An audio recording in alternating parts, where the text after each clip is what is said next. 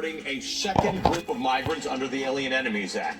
In a brief, unsigned order, the court wrote, quote, "The government is directed not to remove any member of the putative class of detainees from the United States until further order of this court," end quote. Two justices, Samuel Alito and Clarence Thomas, dissented. Surprise, surprise. The administration is trying to deport another group of men currently being held in Texas who says are members of a Venezuelan gang.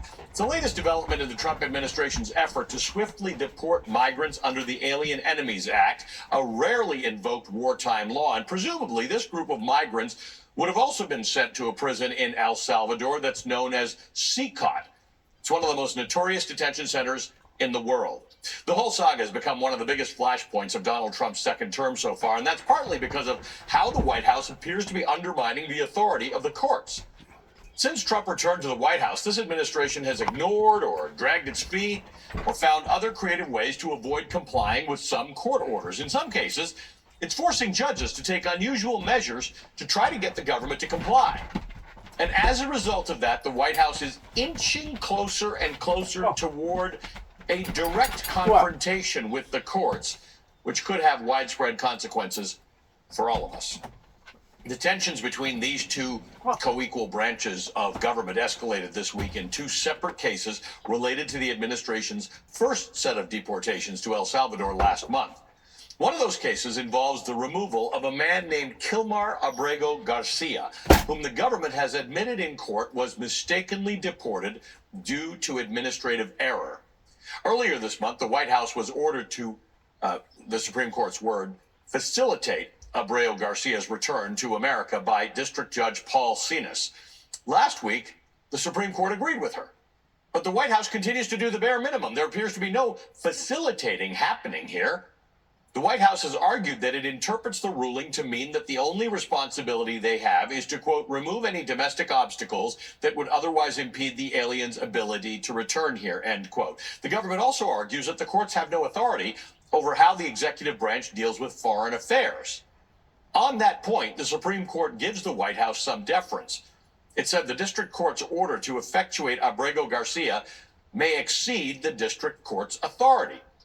Now, for what it's worth, El Salvador's president, Nayib Bukele, who I'm going to talk about a little later in the show, has said that he will not return Abrego Garcia to the United States, whom he refers to as a terrorist. The White House has doubled down on that, too. In a post on X yesterday, it wrote, quote, "He's not coming back," referring to Abrego Garcia. At a hearing earlier this week, Judge Zina scolded the government for its lack of compliance. Quote, "To date, nothing has been done. Nothing," end quote. Judge Zinas is now weighing contempt proceedings against the Trump administration. She's even ordering officials from ICE, the State Department, and the Department of Homeland Security to sit for depositions, which is an extraordinary step to take, all in an effort to get the government of the United States to be in compliance with the laws of the United States. This is alarming. And yet a second federal judge has come to a similar conclusion, that the Trump administration is acting in bad faith. This week, Judge James Boasberg ruled that he's found probable cause to hold the Trump administration in contempt for not following his order regarding the deportation flights. Boasberg ordered the flights to be stopped last month. Quote, "The government's action on that day demonstrate a willful disregard for its order, sufficient for the court to conclude that probable cause exists to find the government in criminal contempt." Just last night, the Court of Appeals for the D.C. Circuit paused Boasberg's contempt order. Still, it takes a lot of inaction to get to this point. None of this is normal. Deploying top administration officials to do media interviews or use their official government social media accounts to call Abrego Garcia a criminal and a terrorist is not normal. And yet that's exactly what people like the Attorney General, Pam Bondi, the presidential advisor, Stephen Miller, even the Vice President, J.D. Vance, are doing. For the record, Garcia has not been charged, let alone convicted of any crimes. The claim that he's a terrorist stems from the allegations that he's a member of MS-13, a gang that the Trump administration recently labeled a foreign terrorist organization. But that's also in dispute. In her initial order, Judge Zinas noted, quote, "Defendants, meaning the government, have offered no evidence linking Abrego Garcia to MS-13 or to any terrorist activity," end quote. And that's why this ultimately matters so much, because there is something in this country that we know of as due process. The Trump administration is more interested, perhaps more comfortable, making these claims in the court of public opinion rather than in the courts of law, where its claims would receive close scrutiny. But if the government does have evidence of Abrego Garcia's criminality and of the danger he poses to society, and if they are as confident about the strength of their case as they seem to say publicly, then simply prove it in court, where these things are supposed to happen. Joining me now, Asha Rangappa, an assistant dean and senior lecturer at the Yale Jackson School of Global Affairs. She's also the author of the Substack, The Freedom Academy with Asha Rangappa. Also with us, Michael Steele, former chairman of the Republican National Committee. He's also the host of MSNBC's The Weekend and an MSNBC political analyst. Friends, thank you for being here. Michael, you just published a piece yesterday precisely about how the Trump administration's media blitz to justify Abrego Garcia's deportation should be a warning sign for all Americans. In it, you write, quote, a popular mantra of President Donald Trump's critics is, this is not normal. But normal is only determined by what a society is willing to accept. Case in point, the administration's treatment of Kilmar Abrego Garcia is an attempt to normalize the extrajudicial deportation of undocumented immigrants like Abrego Garcia and perhaps even U.S. citizens, end quote. This is a big deal. Because in the end, it is a big, somebody may fix this, but the administration is just softening us up for the idea that courts don't matter, what the government says matters. And that's the key thing right there. The last point is they're softening us up. Sort of the drip, drip, drip of the judicial process, which is why sometimes it's really annoying, as in the Boasberg case, when the next level of the court goes, oh, well, let's put a stay on that. When Boasberg is like, look, you're defying my order. I gave you an order. And in our judicial system, when a judge issues an order, you have to comply with that order. You can appeal it, but you have to comply. And so the reality of it is, this is a process of trying to normalize illiberal, illegal behavior. And we have to be, I think, vigilant in calling that out for what it is and not falling into the sleepwalking trap of, acquiescence and ignoring and just thinking the system, as we currently understand it, is going to fix it, because it isn't. Right, that's the issue. Asha, I heard you on NPR yesterday talking about this, and I think the point you were making repeatedly is there is a system. There is a system for this. If the government has lots of things to say about Kilmar Abrego Garcia, say it and do it in court. But they're not. They're going out in public and saying he's a criminal, he's a terrorist, he's a member of MS-13. This is a man who is under American legal protection against being deported, and they deported him, and they ignored the judge's order. What we are not litigating this morning is whether Kilmar Abrego Garcia is a good guy. That's not the point. There's a system to determine whether his deportation would be legal or not, and the government seems to be, I don't know what the word is, ignoring it, undermining it, I don't know what. Yes, listen, Ali, these people love to talk about Article 2 and the unitary executive, but the executive is not the judiciary. So stick to your branch. It is the judiciary's job to determine what the law is.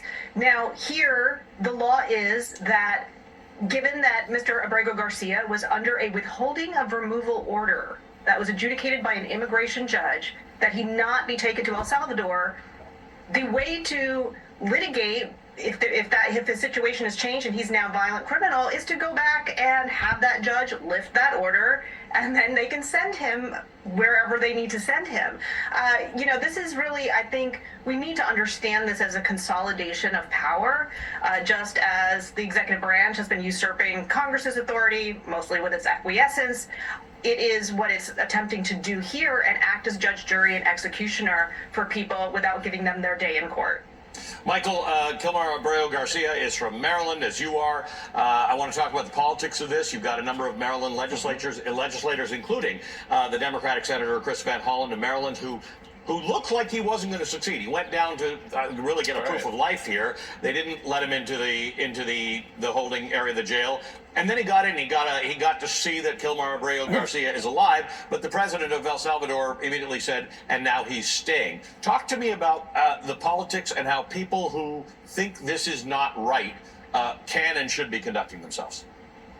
Well, look, first off, Senator Van Hollen really pushed the envelope and I think changed the trajectory of the conversation, if not the process itself around Mr. Abrego Garcia, because you would think that given Bukele's, obstinance and sort of, bravado, that meeting would never have taken place. But there was clear pressure, and it did take place. Even though they, tried to stage it here, which you're seeing the glasses of water, which they were saying were actually tequila or whatever, margaritas. There was no alcohol, there was no drinking, there was no sipping, despite the lie that that's what it was. It's sort of, yeah, we did the meeting, but really what was going on here was something else. The White House then responds in turn that, Mr. Abrego Garcia is not coming back home, which, as Joyce Vance noted, presents a real legal problem for this administration now to show intent of defying a court order. Because you've made it very clear on the public record, right? You're not bringing him back home. So the politics of this has suddenly become real because a senator decided to go and do the thing that no one thought he could do or should do, and he was able to open up this lane of conversation and changing the trajectory of the politics here. Now, the courts still have their role to play, but the politics now are clearly on the table in a way that they weren't before, and I think they work to the advantage of Mr. Abrego Garcia, given what the senator has done in being able to have that meeting to show proof of life that he's okay, and now also, Ali, having him removed from the hellhole that is the prison where he was to a different prison system. Asha, very interesting point I want to bring up here. The FCC chairman, Brendan Carr. Now, Donald Trump likes to talk about places like MSNBC and losing their license. I just want to be clear. We're owned by Comcast. So is NBC. NBC, like the networks, have a license.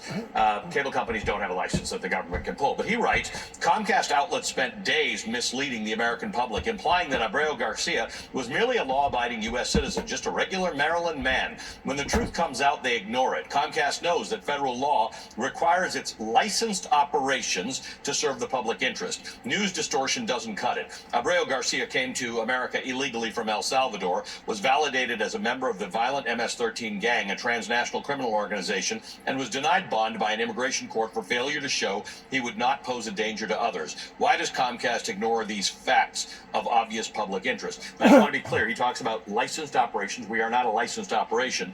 But this is an intriguing thing. A person who regulates media companies publicly, veiled threatening them. Yes, I mean, he's also peddling in misinformation in that tweet or whatever that was. The point that he's referring to, the bond was denied, that was appealed to an immigration court of appeals, and that was what resulted in the withholding of removal order. So, as you mentioned, this is trying to litigate this in the court of public opinion, and I think one thing that we need to emphasize here is we're still in the procedural phase where, the Trump administration is basically playing hide the ball, right? They're moving detainees around. They're changing the rationale for why somebody was deported. At first it was an error. Now he's a terrorist. And so it's like creating all this confusion.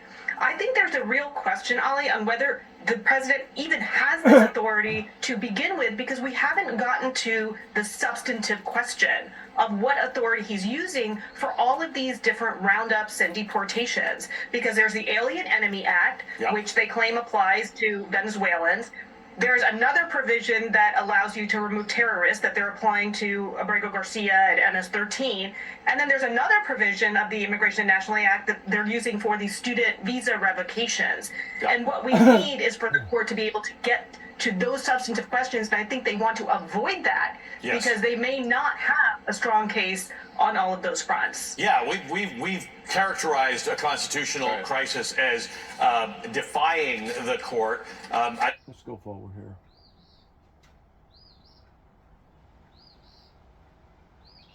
This is all chaotic.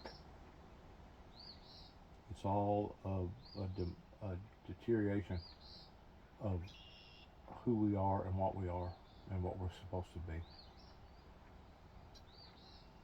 Tariffs are a wrecking ball aimed squarely at working class Americans and the small businesses that keep this country running. Trump has even admitted outright that Americans may have to suffer as he tries to usher the country into some imagined golden age. The sacrifice isn't going to hit Mar-a-Lago, by the way. In fact, the Trump family has been cashing in on his presidency, raking in nearly $80 million since the election, according to the Wall Street Journal. Nor will the economic pain be felt by his billionaire buddies. The mega rich, like Trump, even the average rich, can probably weather this turbulent economic storm, but it's the average American that will feel it the most. It's going to hit your grocery bill, your hardware store, your child's future, your mortgage, your home prices. Sweeping tariffs function as a tax, not on foreign countries, as Donald Trump likes to claim, but on you. At least some, if not most, of the cost of these new taxes will be passed on to consumers, with the lowest earning households expected to be dealt the biggest blow, according to analysis from the Yale Budget Lab. Say you make $50,000 a year. A tariff-driven price hike on something as basic as your morning coffee is going to hit you harder than it would someone earning $500,000 a year or $5 million a year, because your daily coffee budget eats up a bigger share of your income. To put it another way, tariffs are a highly regressive tax, not just a tax. Now, I've argued on this show before that there are absolutely sensible uses of tariffs, but this isn't one of them. These tariffs hurt families at the bottom more than they hurt families at the top. The tariffs are already wreaking havoc on the lives of ordinary Americans, particularly in the small business sector, and this is important. It employs nearly half of America's workforce. Tariffs are, as they are designed to do, sending import costs through the roof. And that's particularly hard when you're a wealthy country that imports a lot of stuff. And with federal relief agencies like the Small Business Administration slashing staff by nearly 43%, thanks to this guy on the screen, there's no longer a reliable safety net like the one that existed during the pandemic. The SBA was already stretched thin and has struggled to meet demand for assistance from small businesses. During an economic crisis, banks and their major corporate clients get access to liquidity provided by the Federal Reserve. Smaller businesses can be shut out entirely. Meanwhile, large corporations with big balance sheets can absorb increased costs from tariffs, or they can pressure suppliers to shoulder the costs, moves that squeeze out smaller businesses that simply can't do that. The grocery giant, Albertsons, for example, sent a letter to suppliers flatly stating it will not accept any cost increases due to tariffs, according to reporting by the American Prospect. Companies of that size and scope, like Albertson and Walmart, it doesn't always work, but they can make demands like that because they dominate large portions of the market. The supplier will say, I don't want to lose their business, so I'll cut my margins. But independent grocers, your neighborhood grocery store, your bodega, they stand to lose the most because they don't have any leverage at all. They don't have the buying power to negotiate their way out of these added costs. And when small businesses fail, monopolies gain ground. When small businesses fail, you suffer too. Larger firms can also throw their weight around to win special treatment from the administration in this tariff war. Case in point, last week, Apple, one of the biggest corporations in the nation, was able to secure tariff exemptions for its iPhones and MacBooks. Big corporations have leverage. They have options. Small businesses don't have that kind of access. As Senator Chris Murphy put it, Trump's tariff blitz is just another attempt to consolidate power. It's not about strategy. It's not about data. It's all coming at the expense of average Americans. Joining me now is Lina Khan, the former chair of the Federal Trade Commission and an associate law professor at Columbia Law School. During her tenure, the FTC ushered in a sea change in consumer protections and launched what many hailed as an antitrust revolution. Lina, good to see you again. Thank you for being with us. Great to be here. We've discussed this, but I want to be clear. Both parties have traditionally supported some tariffs and not liked other tariffs. Some tariffs are necessary and important. This just seems to be absent any kind of strategy. Yeah, look, I mean, what we've seen from this administration on tariffs is malpractice, right? Tariffs are a tool. Yes. And so if they're being used, you have to ask, what are the goals? Yes. And are they designed in a way to advance those goals? Right. What we've seen on both fronts is total incoherence. Right. The messaging is totally confused. There are mixed goals, there are conflicting goals. And then the ways that these are designed is actually going to set us back and actually risk incurring all of the costs and the pain of tariffs without any of the long-term benefits, which practically means that families and households are going to see inflated costs while small businesses are going to get decimated and big firms are going to be best positioned to come out ahead. I was mentioning some of Donald Trump's tariff exemptions seem to benefit companies where people are able to influence him. Either people who have personal or ties to Trump, or companies like Apple who have weight to throw around. Most companies have no weight to throw around. In fact, I've been reading about small companies that import things. They don't know what to do. Do they import more now in anticipation of tariffs going up? Do they import nothing and wait to see if maybe Trump cancels the tariff? Small businesses don't have that kind of flexibility. That's right. I mean, small businesses really risk getting decimated by what we're seeing. We saw this during COVID, where it was the biggest retailers that were best positioned to actually use this moment to further consolidate power, Right. and make it so it was the small and independent retailers that had to incur more of the costs. The Albertsons letter you noted risked doing exactly that. Telling their suppliers, well, we're not going to accept any higher costs, which means that those suppliers are going to have to subsidize through higher costs to independent and smaller grocers that are just going to risk getting squeezed. I think the other question here is, if, say, a goal is to try to spur more U.S. manufacturing, Right. and Which would be a policy, right? That would be a policy.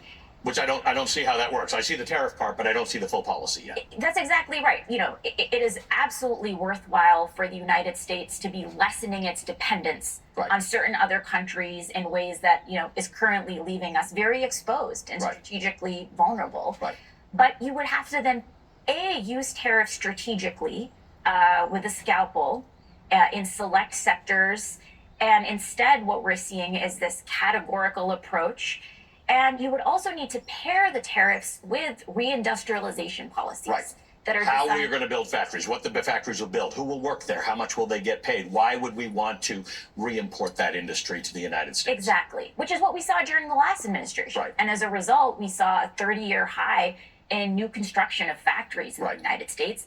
And what instead we're seeing from this administration is a desire to pull back from those strategies Right. around the Inflation Reduction Act, around the Chips and Science Act. And so again, we're just looking at a lose-lose situation. Well, chips and science, perfect example, right? Why not make semiconductors here? Because we learned during the pandemic that we don't make enough semiconductors here, and it caused the price of everything from dishwashers to phones to cars to go up. Sensible to say encourage the strategy, but those factories take some years to build.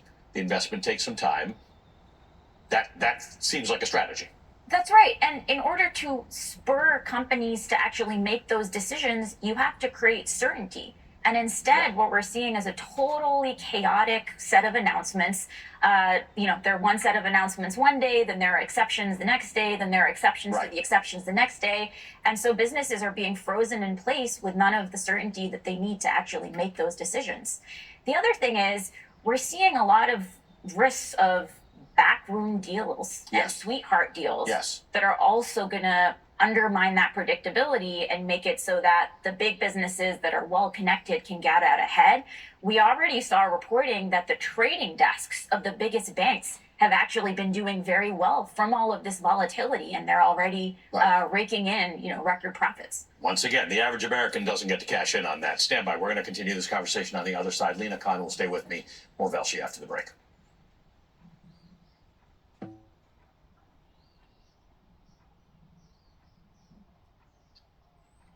Are in an emergency and we have to manufacture things because there's some strategic national reason for it.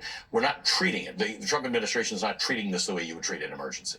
That's right. Their own execution Yeah. of the policy is undermining their arguments for, the legal authority there. I think this is part of a broader pattern where they're totally trying to sidestep Congress. Yes. Right. Congress is an important player in questions around tariffs and how are you designing this policy, and instead he is trying to totally evade having to engage with lawmakers and come up with the right strategy. And a here. lot of lawmakers are letting this happen.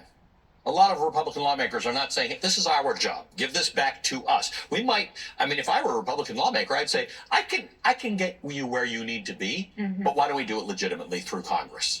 And this is part of a multi-decade pattern on issues of trade, Yeah. where there has been a constant effort to sidestep Congress and make it so that, the biggest of the big corporations can basically, in back rooms, create trade agreements that punish working Americans, punish small businesses, and oftentimes end up even sidestepping US laws in favor of creating this international global regime that really leaves working people worse off. I want to switch gears a bit. There's a case currently pending before the Supreme Court, Trump v. Wilcox, that could overturn, if it goes the wrong way, nearly a century of precedent, allowing presidents to fire people at independent federal agencies like the one you were at. There's some talk that this is actually about trying to get rid of Jerome Powell, but I think it's larger. Project 2025 talked about the unitary executive theory, in which they don't want independent federal agencies having much power. That's right. This is basically coming down to a view that all executive power is vested in one person, the president, and any independent agencies they believe violate the Constitution. I think ultimately this is, again, a power play, right? Congress created these agencies. They created some protection for the leaders of the agencies because they wanted independent decision making. Right. That was removed from the day-to-day politics. And if I may, some of those protections are staggered terms. That's right. Appointments that don't correspond with presidential elections, things like that. That's right. Bipartisan boards, so that, you're going to see some continuity. And what we're seeing, instead of, if the administration doesn't like how these agencies are structured, they should go to Congress and try to get those laws rewritten. Right. Instead, what we're seeing time after time is these, extravagant legal arguments that they're hoping the Supreme Court will bless. But if you look at the FTC or the FCC or the CFPB or the Federal Reserve or whatever the case is there historically a fundamental problem with the way they are structured? Well, look, there's an important question around how do we make sure our federal agencies and our administrative agencies are fully democratically accountable? Right. And historically, Congress has played that role. I mean, when I was at the FTC, I, month after month, had to go testify before members of Congress, explain what we are doing. And instead, the risk now is that these agencies are going to be totally weaponized to do the bidding of the president. Right. At a moment where we are seeing total opacity around who is getting access, who is not getting access, and executives going to ask special favors. Lena, good to see you again. Thank you for being with us. Lena Khan is a former FTC chair and associate professor of law at Columbia Law School. Still to come on Velshi, new escalations in President Trump's battle with our nation's top universities, how Harvard is pushing back.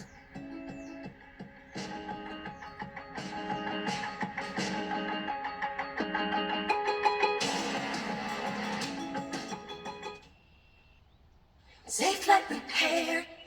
Safe Light Replace. Nobody likes a cracked windshield.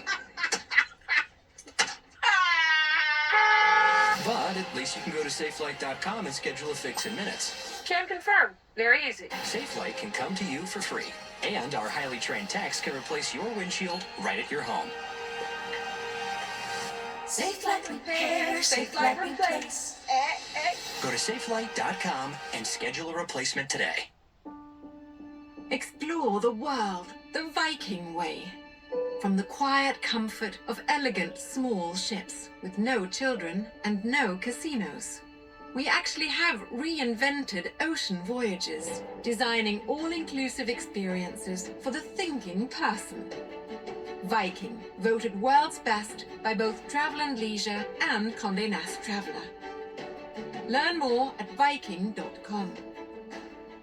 And the winner is T-Mobile Home Internet. J.D. Power's #1 in customer satisfaction for home wireless internet. The wrap it up music already? T-Mobile Internet has price lock. They won't raise your rate on internet. T-Mobile Home Internet with plans starting at $35 a month with price lock. Your cardiovascular system is at the center of your heart health and at the center of every blood pressure supplement from Human, clinically studied plant-based ingredients, inspired by groundbreaking science for all the moments your heart beats for. Get started today at livehuman.com. Hourly Amazon.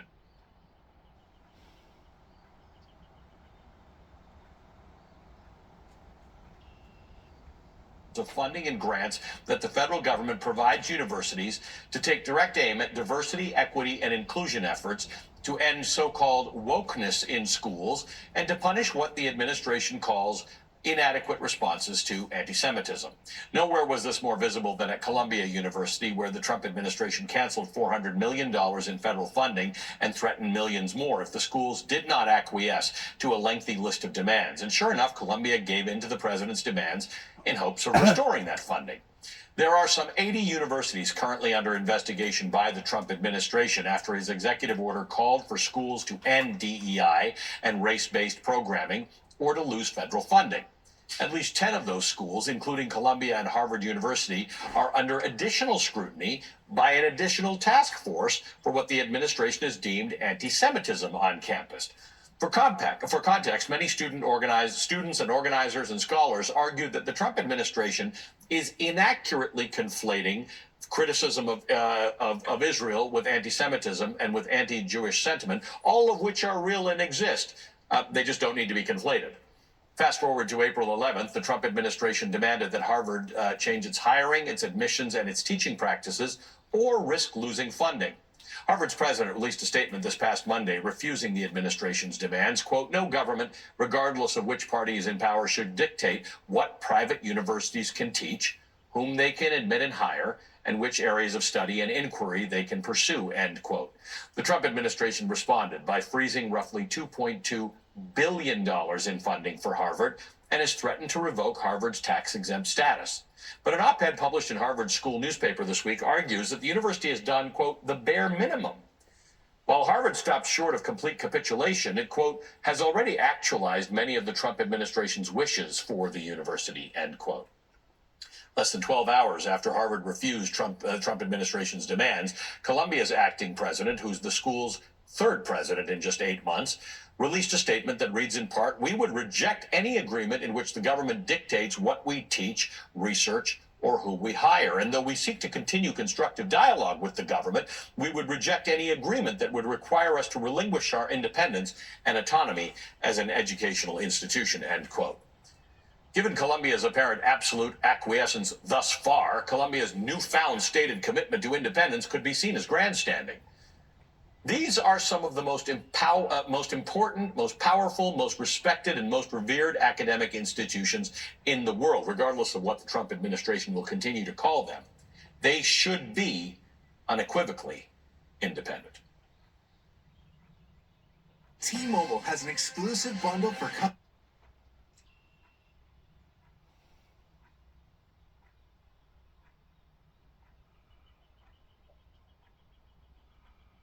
Independence one thing, but to be anti-Semitism, civil rights, basically anti-Christ, our anti-Semitism is another. University Law School and author of Fearless Speech, Breaking Free from the First Amendment. Welcome to both of you. Thank you for being with us. Michael, I'm going to start with you because you are a university president. You have written extensively on this. You have argued from day one that universities must do everything they have to do to preserve their intellectual independence. Talk to me about where you think we are in this moment. There's been a lot of ink about Harvard. A lot of people say great that Harvard's done it. A lot of people say it's a day late and a dollar short. And of course, what's going on at Columbia. Well, the first thing we know is that the federal government is extraordinarily powerful. And when it throws its weight around in ways that we haven't seen in a very long time, colleges and universities are frightened. And not just colleges and universities. Anyone who works in civil society who feels that the privileges of the freedoms we have from not having to follow the dictates of the person in the White House, they're frightened. What we've seen in the last few days, in the last week really, is that the overreach of the White House in trying to dictate to Harvard what they can teach, who they can hire, how many people with different political views you should have in each department, that was much too far. And so if there was any temptation to strike a deal with the administration, that evaporated in the face of this extraordinary set of demands. This morning, there's an announcement that maybe that set of demands was a mistake itself. They shouldn't have sent it. So we see this chaotic operation of the White House continues, but it does really provoke fear in civil society.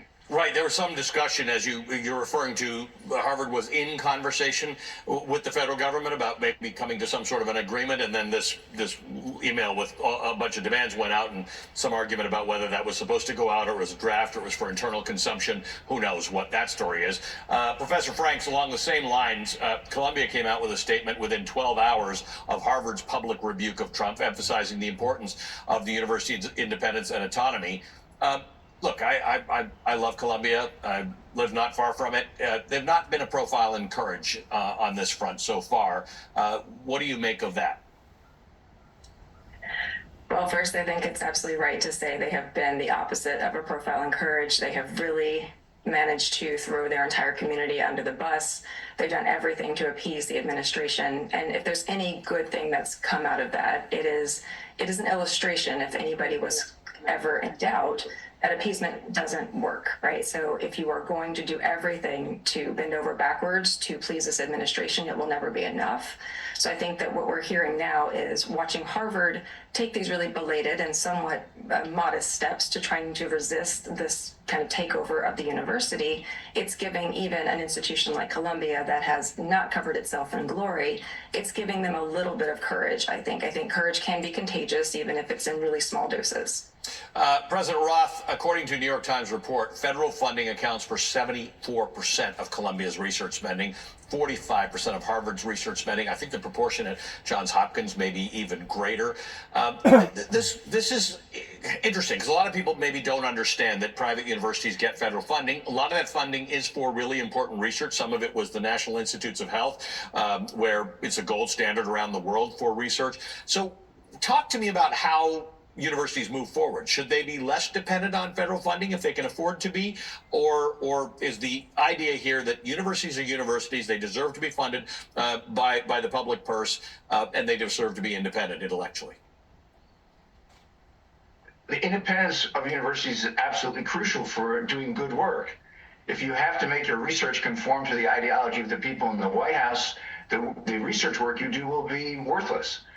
The reason the government has funded universities is not because Americans love universities. It's because the research that was produced was good for the military. It was good for the economy. It's been good for the healthcare. And the competitive process through which grants are given is extraordinarily tight. But it functions best when it acknowledges the expertise of those who are doing the work. So that doesn't matter if there's a Republican in the White House, a Democrat in the White House, it shouldn't matter. What matters is that if America wants to have the greatest research capacity in the world, which we have had, China is catching up. We have had that capacity. It's because of the investment from the public sector in universities that contribute to the public good. But that contribution can only be valuable if researchers have the freedom to do the work they need to do and to express the results of the work freely and independently.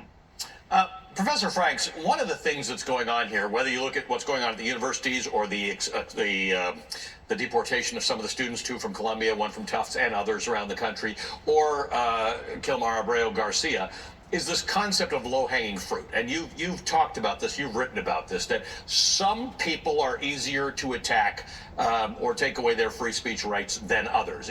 There are some people who are being treated incorrectly or not given due process by the government who are unsympathetic to many Americans. But that's not the point. Either there's due process and either there are protections under the First Amendment or there aren't. That's exactly right. And this is a tactic that we've seen from every authoritarian regime. If you start out from the start to say we're going to attack everybody, you'll get resistance. You attack elites, you attack people who are well liked, then you're going to have a lot of people standing up and saying, we think this is wrong. So what do authoritarians do instead? If they know they're going to get that kind of resistance, they start with the unlikable. They start with the vulnerable. They start with the people who have always been dehumanized or have had caricatures of them promoted. They start there and they assure everyone else that the reason why we're punishing those people and they don't deserve process is because they're bad people. Now, of course, all of these accusations are made without evidence, but they're very inflammatory. They are meant to try to rile up a certain kind of animalistic sentiment rather than rational deliberation. And you keep convincing those who are not under fire that day that no, we're just going after these undesirables. And of course, the plan is to start with those, get everyone accustomed to the idea that it's okay to take away certain protections, whether that's the First Amendment or the Fifth Amendment or any of our rights. And as soon as you let that happen, as soon as you let that door open, of course, it's going to be the next group and the next group. But there's two really important things to say about that it's not just a question of, they came for someone else first and then there's nobody to speak for me in that famous Martin Niemöller quote, but to insist on both that it is not okay for it to happen to anyone. Yes. It is a problem because it shouldn't happen to anyone. Correct. But it will also happen. Yeah, that's right. The idea that they're coming for me is important, but the idea that they're coming for them, even if I don't agree with them and I don't support them, is perhaps more important intellectually and for us as a people. Thanks to both of you. We need to continue this conversation because there's a lot more we didn't even touch on. Michael Roth is the president.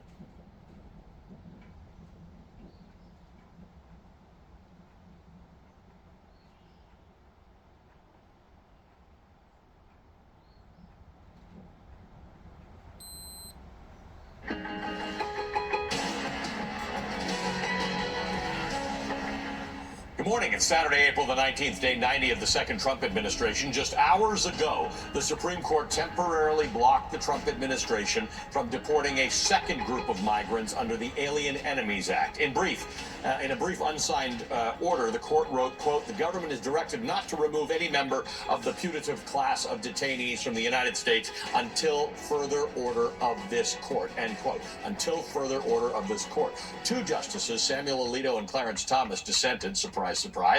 The administration is trying to deport another group of men currently being held in Texas, who it says are members of a Venezuelan gang. This is the latest development in the Trump administration's effort to swiftly deport migrants under the Alien Enemies Act. It's a rarely invoked wartime law, even though we're not in war. And presumably, this group of migrants would have also been sent to a prison in El Salvador known as CICOT, one of the most notorious detention centers in the world. This whole saga has become one of the biggest flashpoints of Donald Trump's second term so far, and that's partly because of how the White House appears to be undermining the authority of the courts. Since Trump returned to the White House, this administration has ignored or dragged its feet or found other creative ways to avoid complying with some court orders. In some cases, it's forcing judges to take unusual measures to try to get the government to comply. As a result of that, the White House is inching closer and closer toward a confrontation with the courts, which could have widespread consequences for everyone in this country. The tensions between these two branches of government escalated further this week in two separate cases related to the administration's first set of deportations to El Salvador last month. One of those cases involves the removal of a man named Kilmar Abrego Garcia, whom the government has admitted in court was mistakenly deported due to, quote, administrative error. Earlier this month, the White House was ordered to facilitate Abrego Garcia's return to America by District Judge Paula Zinnes. Last week, the Supreme Court agreed with her, but the White House continues to do the bare minimum. There appears to be no actual facilitating happening here. The White House has argued that it interprets the ruling to mean that its only responsibility is to, quote, remove any domestic obstacles that would otherwise impede the aliens' ability to return here, end quote. The government is also arguing that the courts have no authority over how the executive branch deals with foreign affairs. On that point, the Supreme Court gives the White House some deference. It said the district court's order to effectuate Abrego Garcia's return may exceed the district court's authority.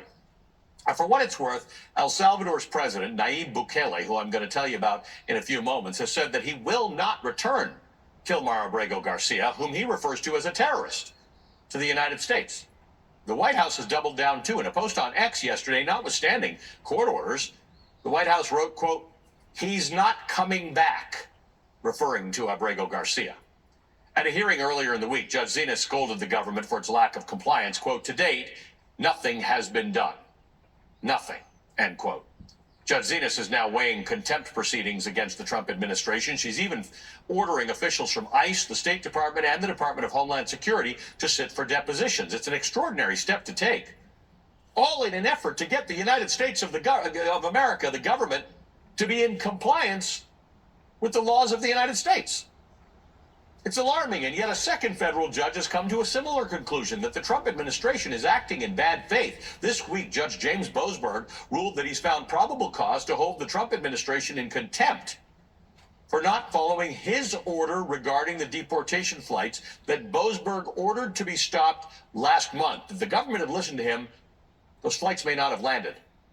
The government's actions on that day, he says, demonstrate a willful disregard for its order, sufficient for the court to conclude that probable cause exists to find the government in criminal contempt, end quote. Now, just last night, the Court of Appeals for the D.C. Circuit paused Boasberg's contempt order. Still, it takes a lot of inaction to get to this point. None of this is normal. Deploying top administration officials to do media interviews or use their official government social media accounts to call Abrego Garcia a criminal and a terrorist is not normal. And yet that's exactly what people like the Attorney General Pam Bondi and Presidential Advisor Stephen Miller have been doing. For the record, Garcia has not been charged, let alone convicted of any crimes. The claim that he's a terrorist stems from the allegation that he's a member of MS-13, a gang that the Trump administration recently labeled a foreign terrorist organization, but that's also in dispute. In her initial order, Judge Zenas noticed, quote, defendants, meaning the government, have offered no evidence linking Abrego Garcia to MS-13 or to any terrorist activity, end quote. And this is why this ultimately matters so much. Due process. The Trump administration is more interested or perhaps more comfortable making these claims in the court of public opinion rather than the court of law, where its claims would receive close scrutiny. But if the government has evidence that Kilmar Abrego Garcia is a criminal and that he poses a danger to society, and if they're as confident about the strength of the case as they seem to be in public, just prove it in court, because that's where these things are supposed to happen. Joining me now, Jennifer Rubin, co-founder and editor-in-chief of The Contrarian and an MSNBC political analyst, and Barbara McQuade, former U.S. attorney for the Eastern District of Michigan. She's also an MSNBC legal analyst, co-host of the Sisters-in-Law podcast, and author of the remarkable book, Attack from Within, How Disinformation is Sabotaging America. Welcome to both of you. Thank you for being with us. Jennifer, I have to go back a few days where the president of El Salvador was in the White House, and then Stephen Miller came in and started talking about Abrego Garcia, and J.D. Vance is talking about him. They're all making what one might think are compelling cases about this guy and whether he's a criminal or not.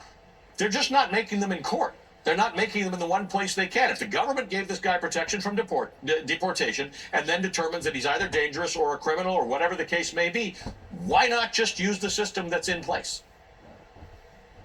Well, that's the same question that Senator Chris Von Hollen asked when he returned from visiting Abrego Garcia. He said, put up or shut up, which is the perfect response. But I want to be clear about something. Even if he is a criminal, even if he is a member of a gang, that's why we have due process. Criminals get due process. Donald Trump got due process in New York, charged with 34 felonies for which he was eventually convicted. In this country, we have due process for everyone.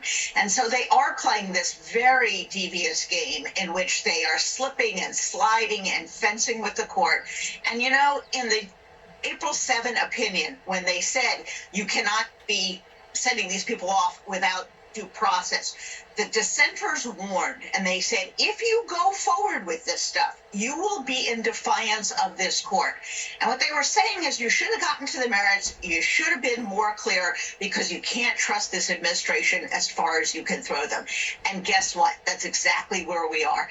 And if not for the heroics of the ACLU last night, they could very well have slipped more people out of the country without due process. Yeah, ACLU yesterday asked both the Supreme Court and I think the Fifth Circuit, Barbara, to intervene.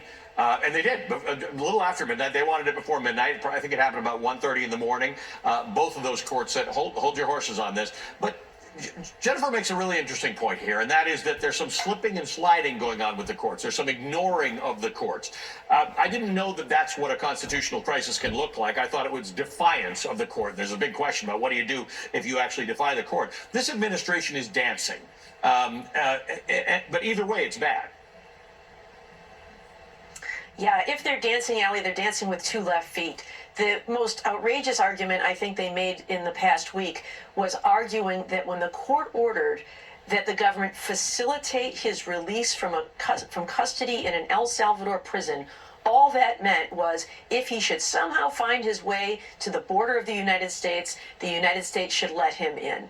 There is no way that that's what the court meant when it said facilitate his release from custody in El Salvador. And we saw the Fourth Circuit Court of Appeals affirmed the ruling of Judge Zenas earlier this week, calling this out as just outrageous. One of the things we heard from Judge Harvey Wilkinson, who is a Reagan appointee, very respected conservative member of the court, said the government's conduct here should shock not just judges, but every American. This is a complete denial of the constitutional right to due process. And so you're right, so far they seem to be, using every excuse other than my dog ate it. But at some point, they're going to get called on the carpet, and the question will be whether they say they get to do it anyway under Article 2. Jen, one of the interesting things that happened in the White House, it was very surprising to see how different leaders are treated, right? Every time I see Bukele in the White House, I think about Zelensky and the way they treated him. But Bukele said, this guy's a terrorist. I'm not letting him out, end of story. How would I even get this guy back into the United States? Which is all Donald Trump needed, right? Bukele became Donald Trump's useful idiot at that point. That's just not a reflection of what this deal is. The United States pays El Salvador to house these people. I would suspect that if the United States said, we gave you the wrong guy, we need him back, that could be facilitated. Absolutely. And in fact, the vice president of El Salvador let it slip that they are keeping him because they are being paid. So the court, for one, could enjoin this money. Two, they could order them, as the two judges already are, to get some explanation of all the steps they have taken. Have they made a request? What has been the response? What conversations have they had? What documents have gone back and forth? And as Judge Zenas said, they've done nothing. And, people keep waiting for a constitutional crisis as if there's going to be a big national alarm bell go off. Right. We are in it because we have an administration that is in contempt and contemptuous of the rule of law. The only question is whether the Supreme Court, at least 5 of them, are finally going to put their foot down and do their job. The Supreme Court has given him much too much running room, starting with that disastrous opinion allowing him to have broad stretches of criminal immunity. And ever since then, they've been tiptoeing around as if they're afraid to actually confront the president. That is their job. Their job is to make sure the other 2 branches are abiding by the law. And if they can't do that, they might as well close up shop and go home. So if this accomplishes anything, if the magnificent lawyering of the ACLU does anything, and it finally stirred the Chief Justice to act, we will have reached a new turning point, potentially an inflection point. But the question really is not whether we're in a crisis, but whether the Supreme Court is going to do anything about it. Barbara, I want to ask you about the approach the government is taking in this, and that is that they're trying very hard to paint the picture that Kilmar Abrego Garcia is a bad guy, and that you should not be sympathetic to him. It's the same argument they've used with the students who are being deported. No crime. We're not going to spend any energy proving a crime or demonstrating to the courts that there's a crime. We're not going to worry about due process. In fact, J.D. Vance basically said as much. The Democrats would have us go through a $2 million trial or something like that. Maybe trials shouldn't cost $2 million, but we're not doing away with them. We actually have a country founded on the idea of due process. Yeah, if you listen closely, Elliot, as you've said, all of their focus has been on how bad these guys are. Every time they come out, it's they found a gang membership or they found some criminal activity, even though it hasn't been charged. We hear that again and again. But of course, in the United States, in our system of government, anyone who is present in the territorial jurisdiction of the country is entitled to all of the protections of the Constitution, and that includes due process. Now, maybe some people don't like it. Maybe people think if someone is here unlawfully, they should not receive due process. And if that's your view, go ahead and try to amend the Constitution to say so. But until then, everyone in this country gets due process, and that's the issue the administration is trying to avoid. Thanks to both of you this morning. Jennifer Rubin is a co-founder and editor-in-chief of The Contrarian and an MSNBC political analyst. Barbara McQuade is a former United States attorney and MSNBC legal analyst. All right, still ahead, we are going to be talking to Alex Gibney. He's an Academy Award-winning filmmaker. He's got a really interesting discussion about how dark money influences American politics. We'll talk to him after the break. Stay with us.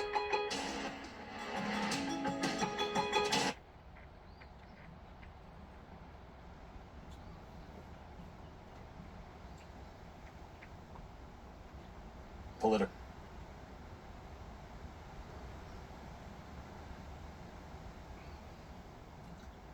I'm going to go as far to say And today, that dark money pertaining to unaccountable cash. And that's one reason why I feel like that our officials hadn't already made a change, is because it is going to affect so many people's lives, including their own, that they're skeptical of going to a different system, an accountable system. This unaccountable cash, this dark money that they keep talking about, if they was to pull that completely away from the usage of, I'm going to say it would affect not only the state of Tennessee, not only the state of Kentucky, not only other states, but it would affect all states to some degree, that some of them would actually collapse on account of it, because then you would no longer have people doing the same thing for the good old American dollar bill. That's the unaccountable dollar bill. That's one of the reasons why that so many people that I know of in this particular area has gotten in trouble with Social Security, is because a lot of them thought that they was going to be able to beat the system by working for people for cash, in which, you don't have to pay that money into Uncle Sam if you don't get caught, in which by and large that same money that was going to be going to Uncle Sam is now going to you, which makes it look good on the front end. But now, since these same people are getting ready to retire, or their health has declined on them to the point that they have to draw a check, a lot of them can't draw but $700, $800, $900, maybe $1,000 check, which is, I think, totally unreasonable in believing that anybody can live off of that, especially in today's society with today's markets being like they are. It's very difficult for me to live off what I'm living off of, which is basically twice that amount. But it seems like every time that we do get a little bit of a raise, we got a 2.5% raise January the 1st. Everybody that was either disabled or drawn a retirement check, everybody got 2.5% check pertaining to inflation raise. That 2.5% inflation raise, almost all of it got ate up immediately because of the insurance raising their rates. In addition to all the price hikes that's been going on, I mean, you can't even get a gallon of cheap orange juice no more without it costing you $7 or $8. And let's say you do pay $7.99 for a gallon of orange juice. Well, by the time you pay for it in the state of Tennessee with 9.7% tax, you walked out of there almost paying $9 for a gallon of orange juice. Cheap orange juice. That's not the good stuff. Eggs, other items have skyrocketed pertaining to their prices. But yet now we get a 2.5% raise. Gasoline, which they claim right now, the crude oil is down somewhere around $63 to $67 per barrel. But yet now we don't see the decrease in the pumps, because they claim, well, we got to spend out the amount of fuel that's in the tanks right now, the old fuel, before we can justify in the price differences to be able to give it to the customer. Is that what's really happening? Or is it an opportunity for them to make more money by using that as an excuse? And I guarantee you, just like it talked about a while ago pertaining to, because I've been watching it, even though I've been a little bit sleepy, pertaining to an exempt from the telephone people. I think it was, it wasn't Singular, I think it was AT&T, making their phones exempt. I guarantee you, come this fall, right around the day after November, they call it Black Friday in America, there'll be people that will reach out towards wanting to get new phones, and there'll be different groups in different areas that will use the word tariffs coming from this presidential administration. They will use that word to justify gouging the public, even though we know that they was exempt from tariffs. This has turned into a wicked, evil game. And the bottom line is, yes, Donald Trump is trying to readjust the system, but by readjusting the system, it's only going to hurt the poor class and the working class versus those that it's not going to affect, that's already either retiring off of, let's say, $4,500, maybe $6,000, $7,000. And there are people out there within arm's throwing distance because they used their noggin and they got involved in this company, and they may have dedicated 10 years into the military or 20 years into the military, and now they're getting ready to retire, and they got like multiple dual checks coming in, and because of it, they're doing just fine. But it's those that didn't have that type of knowledge, that didn't go down those avenues, that are now barely struggling to be able to keep the lights on, or choosing between keeping the lights on versus going and getting your prescription filled, or vice versa. People don't realize how cold and barbaric that this way of doing this is, throwing things completely in an area of chaos that I don't think America has ever had to go through. There's no doubt that certain areas need to be trimmed up. There's certain fat that needs to be trimmed off. There's no doubt that fraud and abuse should be taken from the government because of the taxpayers paying entirely too much money, especially whenever it comes to us giving all this money away to all these other countries. But yet, no, we can't even take care of our own whenever a natural catastrophe hits, similar towards up in East Tennessee or Western North Carolina or in Florida, etc.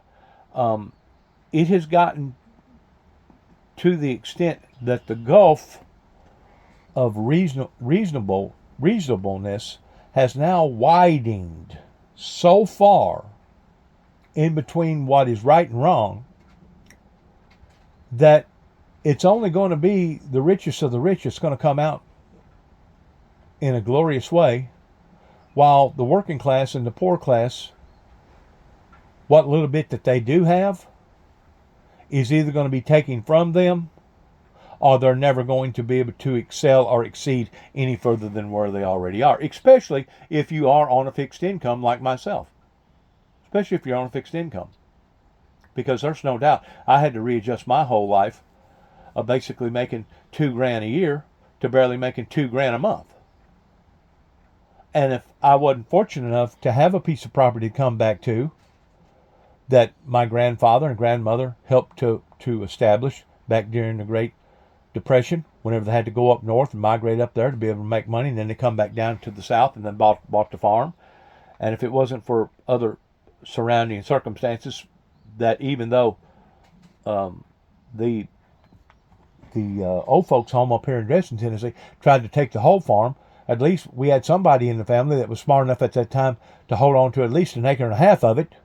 But if I didn't have what I have now, I wouldn't be able to maintain even a halfway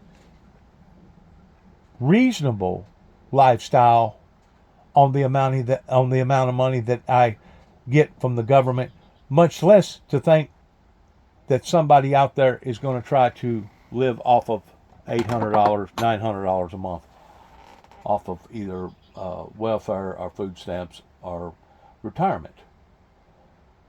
I've never seen things so wish-washy like they are right now, that it's become extremely dangerous and so many people losing everything that they've ever tried to accomplish. And as far as financing these institutions that are not lining up, that basically are anti-Semitisms whenever it comes to being for Hamas versus being against Hamas, or allowing for your LGBTQ communities to dominate over the heterosexual communities, I think their funds need to be taken from them. I think they need to be restricted in how that they can take advantage of the American taxpaying money. To be quite honest with you, I didn't even know that those things even existed whenever it comes to supposedly your non-profits. They claim they're non-profits, but yet no, these colleges continue to keep building, they continue to keep growing, they continue to keep giving their professors larger and larger checks every year. School books keep going up. Material and equipment in the schools keep going up. This is a cycle of beyond carelessness, beyond gross negligence. This is a cycle that's now being implemented by this government in a very cruel, evil way towards damaging those that's already damaged, or damaging the unfortunate that is unfortunate, regardless whether it was their own fault or whose ever, in comparison to the way that it was before all this began. And I've said all along, unless you're just going to cut it off and start all over again, there's going to be no way of doing this without it causing a great deal of sacrifices. Even if you was to immediately say, okay, we're no longer going to use the American dollar bill, the currency, towards trading 10 chickens for one goat pertaining to our bartering system, and we're going to all go over to a recorded system to where now everybody has to walk around with this held hand computer that's basically can spit out a piece of paper regarding whether or not you bought a lawnmower at a yard sale, or regardless whether you bought an old used bike at somebody's house, or whatever. That way everything can be recorded appropriately. That way Uncle Sam will be able to get his part. That in and of itself, because this has went so far in the black market, in the dark money, it would cause chaos. It would literally cause economies, regardless whether it was Tennessee economy, Texas economy, other economies, it would literally cause those economies to crash and burn. Because so much is relying now upon to the dark money. Basically, your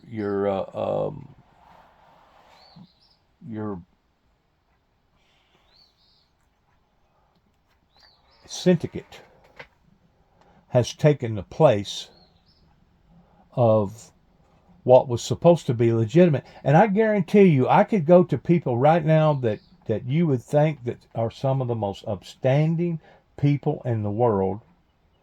Whenever you meet them on the street somewhere, that you would think that they're good, honest people. And to some degree they are. But if you get to digging deep in how that they accomplished what that they accomplished, either through a farm or a business, or just getting out here and basically working the system, regardless whether they were selling moonshine years and years ago, or regardless whether they was collecting rocks pertaining to Indian artifacts and selling them on the black market, and Uncle Sam never getting any type of retractables on those sales, you will find out that those same people bucked the system to get to where they are today. Same people that you would put absolutely 1,000% in saying, well, that's a good person. They've probably never stolen, and they've probably never done this and never done that. And to some degree, you're right. They never have. But whenever it comes to abusing the system for their own benefit, you will be surprised at the people that's out there doing that even to this day. And it's not just drug sales. it's all the above towards people being able to, once more, make that Johnny on the spot cash money. That way Uncle Sam won't get his part. And you wonder how come people in the state of Tennessee are paying 9.7% taxes. Well, that's why. There's not enough money floating around in the legal circuit that can hold up all these other positions pertaining to our politicians and our courts and keeping people in jail and being out all this other stuff. There's not enough money in the legal system, and that's the reason why that our taxes is as high as it is. I guarantee you, if there was a way that they could do it without it being so mind-boggling or so offensive, pertaining to those that are leaning towards basically surviving off the dark money, eventually those 9.7% taxes that the people in the state of Tennessee pay could probably get by on 6%. You know why? Because now Uncle Sam would be getting revenue off of those same people that was playing the dark money. Now they would have to start paying taxes too, and odds are, in the process of all that, they would probably either have to change their occupations or their trajectories in how that they was making the money to begin with. The system is broken. The system has failed. The very system that the Confederate Army fought against the Union Army towards basically bringing into the existence of the Republic has absolutely 100% failed because of people taking advantage of the system, including the politicians, or the politicians that wasn't paying close enough attention to other administrations kicking the can down the road, kicking the can down the road, kicking the can down the road, hoping that all this was going to fade and go away, out of sight, out of mind. In the meantime, these same people that are rearing up right now because they're not going to be able to get these funds, that are protesting, are basically wasting their time and energy as far as I'm concerned, because the damage has already been done. Now it's up to we the people and how that we're going to resolve it. And doing it the way that Donald Trump is doing it, to some degree, yes, is justifiable. But in other degrees, it is causing too much chaos versus good. In other words, the lesser of the two evils don't weigh out pertaining to the way that he's going about doing it right now, because he's actually, in actuality, he's actually causing more damage. And the damage is going to be thrown upon to the working class, the consumer, towards them taking it on the cheek. And in the meantime, you're going to have people that's going to have to file for bankruptcy. That's going to intensify. You're going to have businesses that's going to fail. You're going to have all kinds of other problems that we're going to have to deal with that we wouldn't have had to have dealt with if this was dealt with on the upper end in a different way.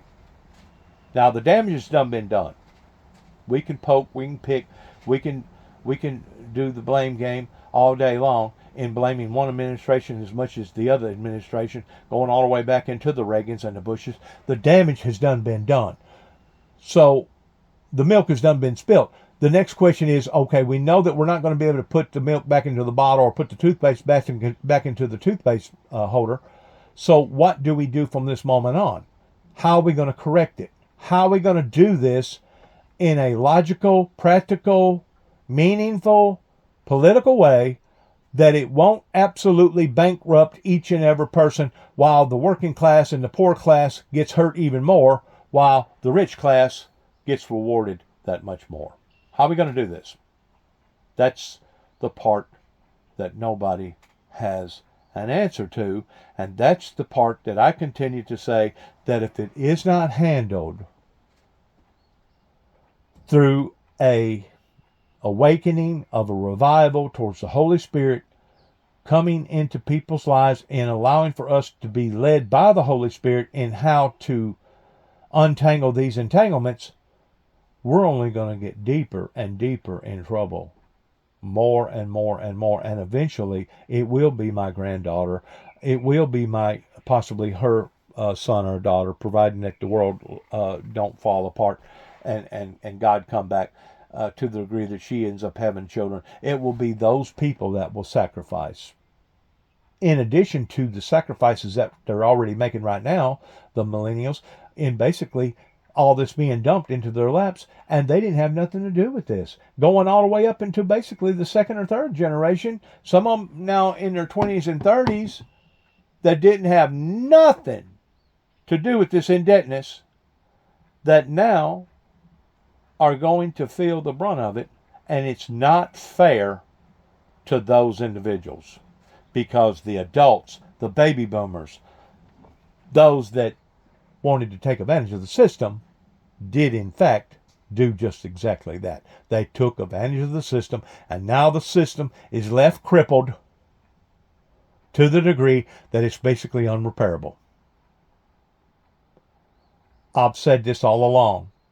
Whatever system that the American people and the world decides to go to, I pray to God that the next system that they basically enact upon a society, that system will be more of a foolproof system than the one that they currently had, because the one that they currently had, my friends, has been used and abused and taken advantage of probably since after the World War II.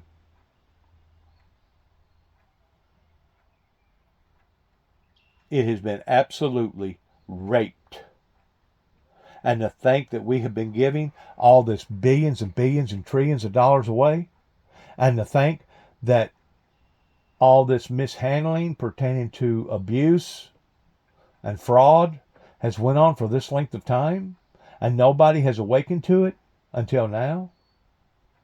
Really and truly, what Donald Trump is attempting to do is actually a good thing if they would go about doing it in the proper form. If we're going to care about our children. But you keep in mind, we're dealing with a society over here that probably over half of them really don't care about their children, or it was their parents that didn't care about them. We see that throughout the 60s and the 70s and the 80s, whenever they was aborting probably 3 out of 10 children. Back then, today, and until Donald Trump done what he was doing, they was actually aborting probably 5 out of 5. So whenever you're dealing with a society that don't care about their own, to the extent that they're willing to basically sacrifice their own, while they fatten their own pocketbooks or fatten their own bellies, you're dealing with an evil, evil society. Now, to come out of all that, for the light to merge into the darkness, can be done if it's done efficiently and adequately pertaining to the Holy Spirit. But any other attempt, it's kind of like what we attempted to do with Afghanistan and going over there and reforming them poor people, which they did. They needed to be reformed. They claimed that they didn't like what was going on. They said that they didn't like it. They claimed that they was being abused and used and taken advantage of by the Taliban. But yet now, 11 days later, after we walk out, they lay down their arms. I guarantee you, those same people today would rather die 1,000 deaths to know of what that they have brought up into their children and their children's children's lives. And what should have happened, that even prior President Biden continues to keep preaching on, or telling people about, as far as finish the job, what we should have done was turn our airplanes around and went and finished the job, because the equipment was already left over there. But instead, we left the equipment for the Taliban, which is another complete, total idiotic move. I have never seen this government make this many mistakes again and again and again, that basically all falls upon the shoulders of the working class, the decent sovereign citizens of this great nation. While in the meantime, the megas, the richest of the rich, the 1%ers, are sitting back laughing and taking advantage of it. Just like the stock market that lost all them points. Those were certain people that wasn't doing nothing but raking the cream off the top, and it was their opportunity to get fat and get fat quick. And man, don't think for a second that they didn't do it. That's a pyramid scheme is all that is. And if you're fortunate enough that you work throughout your life and you do got some sort of a 401k built up, and you don't retire early, and you allow for the numbers game and the time game to play out like it's supposed to be, there may be there may be 20% of the people that invest in the 401k thing that have come out on top, that have come out like they thought that they was going to come out on. Other than that, you got people that whenever this not the last occurrence, but the second to the last occurrence that happened with the Obama crash, whenever the meltdown happened with all the General Motors, Ford, and all the rest of them, basically we had to bail out. You got people to this day that are still working in Walmart, being nothing but a Walmart greeter, that are trying to recuperate or recamp that in which what they have lost, because at one time they thought that they had this amount of money to retire on, and whenever the scheming and the scamming and the stealing all got over with, they didn't have but about a third of that in which what they thought that they had. This is a travesty that is occurring right in front of our eyes, and I just pray to God that somebody is smart enough to identify it, number one, and number two, smart enough to work the wrinkles out and straighten it out. Because in the meantime, you're going to have the richest of the rich that's going to get even richer, while the working class, the poor class, the unfortunate class are going to continue to suffer. And so came the birth of super PACs. As long as they set up these political action committees, they could funnel in as much money as they wanted. Critics say the decision fostered a pay-to-play system that would pollute politics. If you write a big enough check, you get to influence certain political decisions. A new HBO documentary series created by the Academy Award-winning director and producer Alex Gibney called The Dark... And you know who the majority of those people are that call themselves legitimate? Is those that does got deep pockets, that will be up here at the state capitol being lobbyists and twisting politicians' arms in which way that they want various laws to either be implemented or various laws to be taken away. The richest of the rich are those that are still calling the shots for the rest of us. So you still go back to the 99%ers versus the 1%ers. And that's what this system has set a sail in being like. And that is not how our ancestors intended for this to be. Regardless whether it be on a judicial system or a legal system or any other type of political system, the whole thing is totally out of whack when it comes to the fairnesses of the working class and the poor class and the unfortunate people that now are sure enough going to get the shaft because of the mistakes that put us here to begin with, which was who? The 1%ers. The 1%ers now that's walked away from their jobs, and those was part of the 20%ers that come out on top pertaining to the 401k. They got their money. They didn't take a big hit pertaining to being penalized. They've got their $250,000 to $500,000 homes paid for. They're still basically driving a fairly new vehicle every other year, every 3 years or whatever. And those are the people that wind up going to church every Sunday that claim that they have a heart of gold towards helping the poor, towards helping the needy, while they themselves was nothing but the greedy. Now I realize that not everybody fits under that category towards being that rank or that corrupt. But so many of them out there does. And that's the reason why you're seeing the young people today rear up in identifying the problem began with them, because it was them that took advantage of the system, and now the system is at the point of completely totally crashing, and nobody's got an answer to none of the problems other than to poke and gouge at the people that's already unfortunate and those that's already unfortunate to be able to ever make a gain in establishing their lives like those that did after World War II in the 50s, 60s, 70s, 80s, and even throughout the 90s. The game's over with. The game's over with. And now it's come down to the nut cutting, as my grandfather used to always say.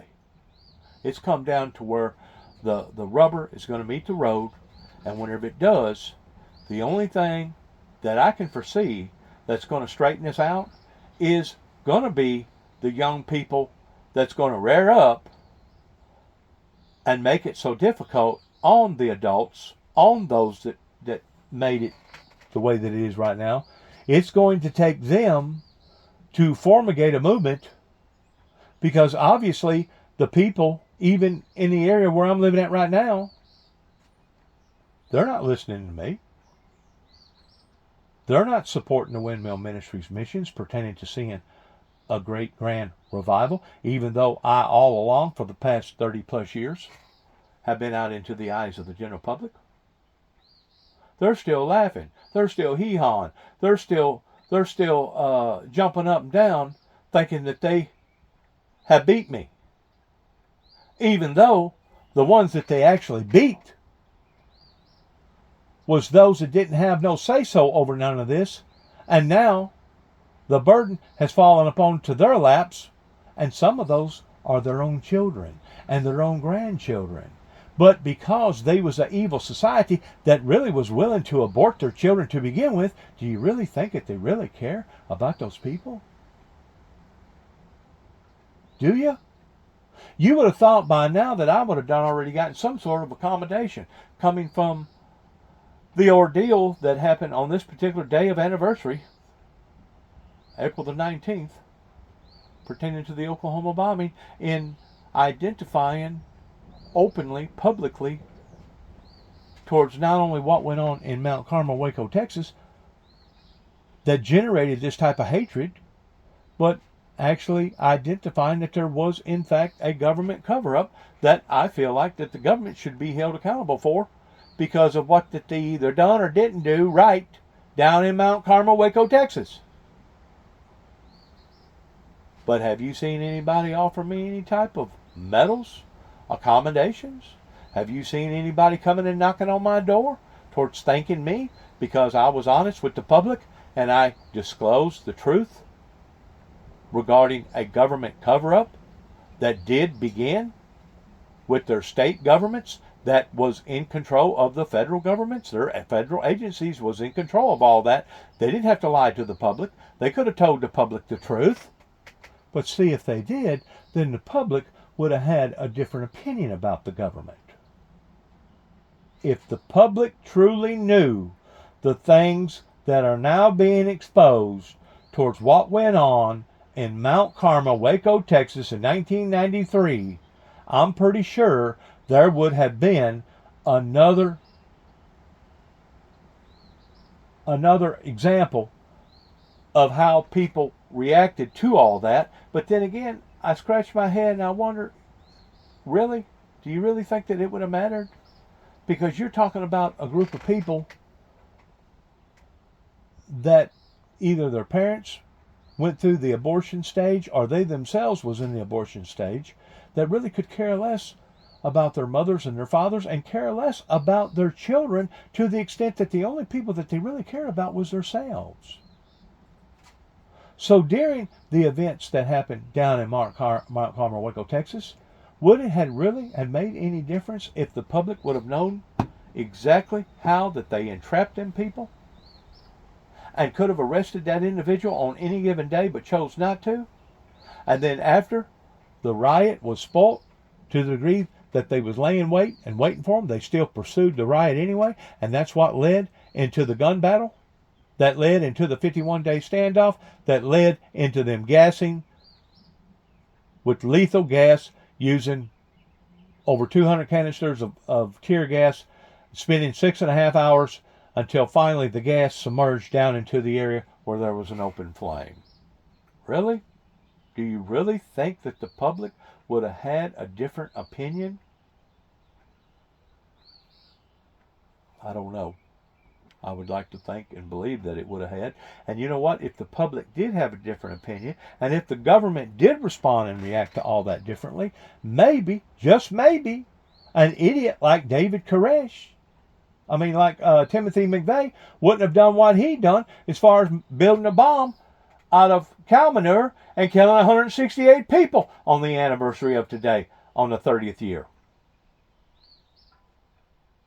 Forever action responds to a reaction.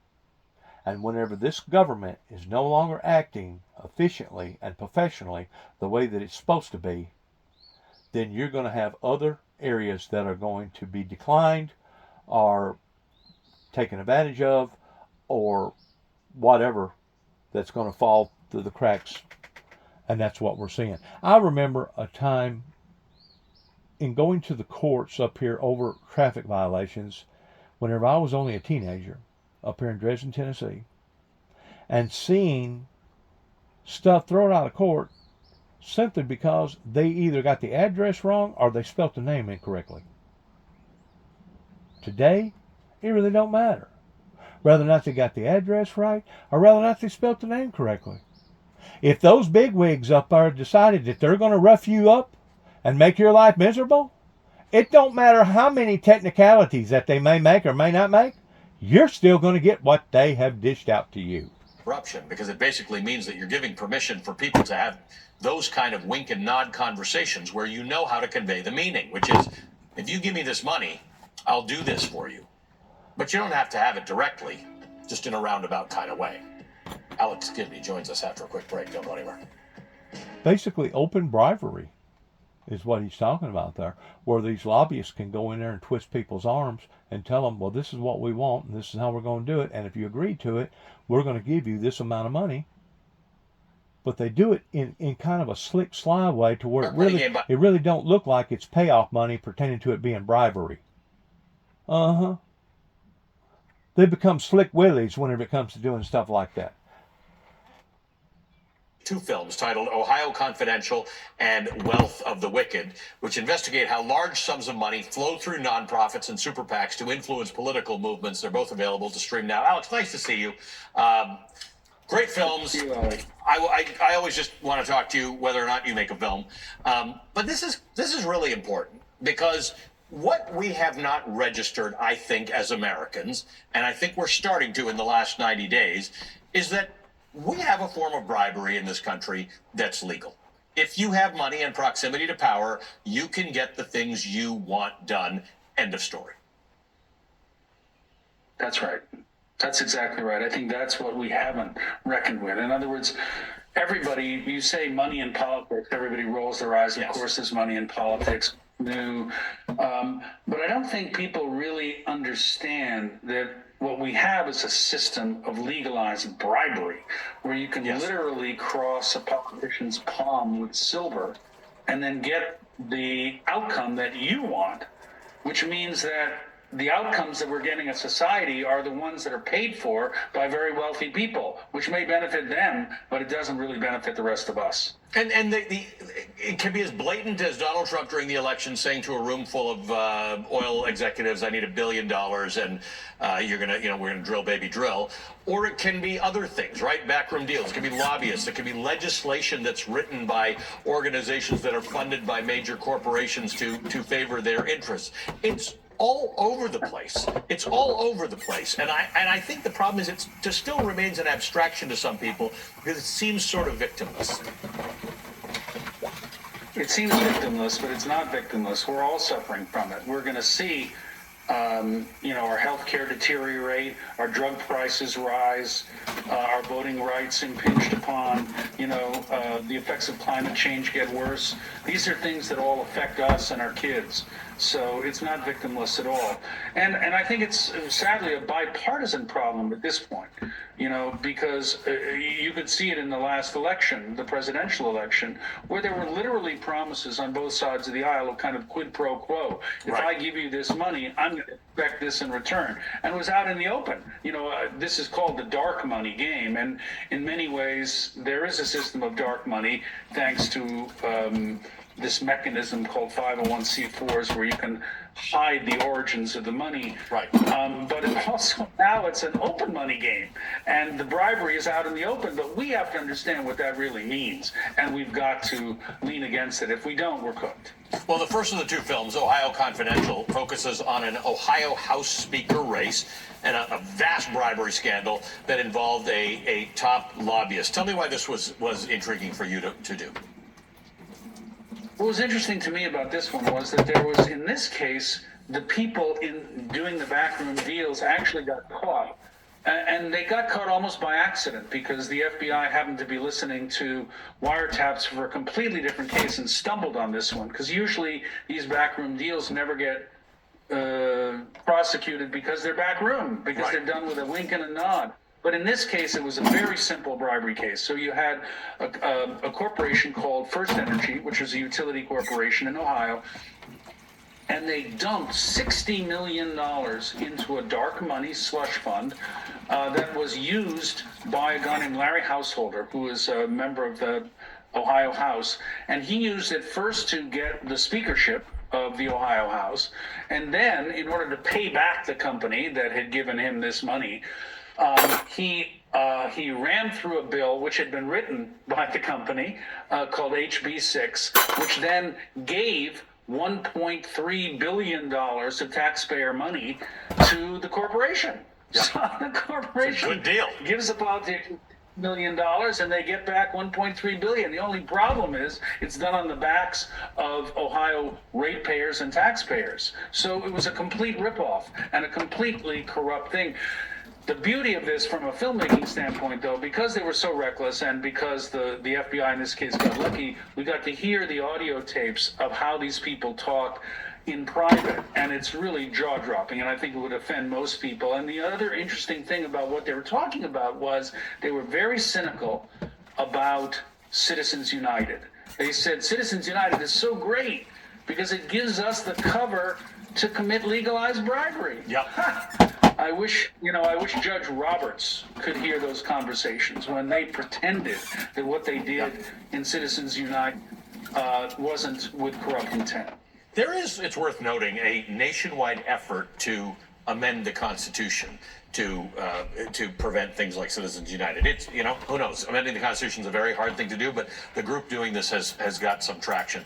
Alex, thank you so much for joining us this morning. Thanks so much for making these films. Alex Gibney is the director and writer of the new HBO original two-part documentary series, The Dark Money Game. It's available to stream now on Max.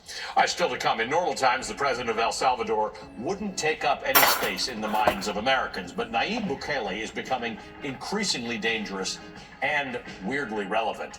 He's the self-proclaimed coolest dictator in the world. He's a Bitcoin bro who trolls his opponents on social media.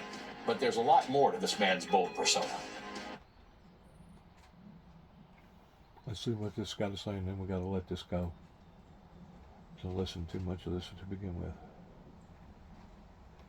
Let's hear this. Move over, Milei. Pat her off, Putin. Get out of here, Orban. El Salvador's Nayib Bukele is Trump's newest authoritarian bestie. The audacious internet guru, Bitcoin bro president of El Salvador, has been a key ally for Trump in his deportation plans, including in the case of Kilmar Abrego Garcia. Bukele, I want to tell you a little about him. He was elected as a political disruptor. He's rapidly changed El Salvador as the self-proclaimed coolest dictator in the world. So I want to teach you a little bit about him. He was elected president of El Salvador in 2019 and founded his own political party, Nuevas Ideas. He broke through an entrenched political scene by promising to crack down on gangs, but it was also his vibe.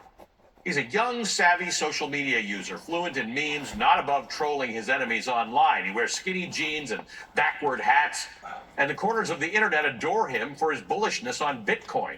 In 2021, Bukele made the volatile cryptocurrency legal tender in El Salvador, making it the first country to ever do so, though that experiment started to wind down earlier this year. For a while, Bukele's Twitter bio read the world's coolest dictator. Today, it reads Philosopher King. Okay, you're wondering how this guy ended up as president of El Salvador, right? Well, it's a lot like how Duterte became president of the Philippines. High crime and a yearning for law and order. In 2018, before Bukele took office, El Salvador's homicide rate was 51 for every 100,000 people, double that of Mexico at the time. And that was largely because of gang violence. That made El Salvador one of the most dangerous countries in the Western Hemisphere. In 2019, Bukele initiated his battle against El Salvador's gangs with a goal of revamping the country's police force and directly attacking gang strongholds across the country. When a loan for police equipment was up for a vote in the legislature in 2020, Bukele crashed the chamber with 40 soldiers and police guards to convince, let's say, intimidate lawmakers to back his plan. The legislators voted it down anyway. But his policies, or at least his goals, were popular with beleaguered citizens who were tired of violence. In 2021, Bukele's party won a supermajority in the Legislative Assembly. In its first session, it removed all 5 judges of the Salvadoran Supreme Court. And get this, months later, the brand new Bukele-appointed Supreme Court ruled that Bukele could run for another term as president, even though consecutive terms are banned in El Salvador's constitution. Violence was down due to an uneasy truce between the government and the nation's gangs. Until, of course, March of 2022, when a gruesome string of gang massacres left dozens dead. Bukele enacted a state of emergency in response. If this is starting to sound familiar, this is the part that should make your hair, the hair on your neck stand up on end. Bukele's emergency declaration increased his power at the expense of the average citizen. It suspended certain constitutional rights, like the freedom of assembly, the right to a legal defense. It gave the government permission to detain people without charge or warrant. So that's what they did.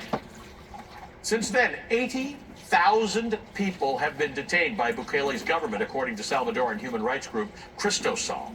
In 2023, Human Rights Watch reported that around 30,000 of those people were arrested for so-called illicit association with a gang, accused of having the wrong tattoo, the wrong friends, or being in the wrong place at the wrong time. Bukele's party introduced mass trials where as many as 900 people have been sentenced to prison at the same time. The state of emergency, by the way, still stands 3 years later. And in 2022, Bukele's pride and joy, the now infamous Supermax prison, the Terrorism Confinement Center, which we've been referring to by its Spanish acronym, CICOT, would be built just an hour south of El Salvador's capital. CICOT is the world's largest prison. It's the crown jewel of Bukele's presidency. Prisoners are held in mass cages. They're not allowed visitors or phone calls. Extreme isolation from the outside world. Deaths and physical abuse in CICOT remain undocumented because of these restrictions. Though it may be the biggest and the most notorious, it's not the only prison in El Salvador. Inmates from other Salvadoran prisons have recounted systemic torture and physical beatings. Some put in crowded cells that are so overcrowded they had to sleep standing up.